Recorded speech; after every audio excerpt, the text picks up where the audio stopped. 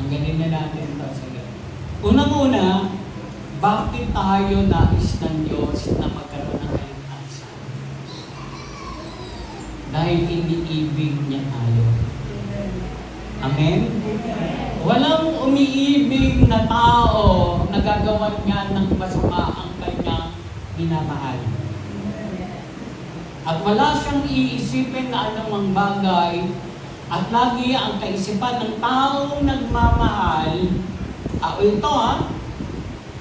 ay pawang mabuti para sa kanya. Diba?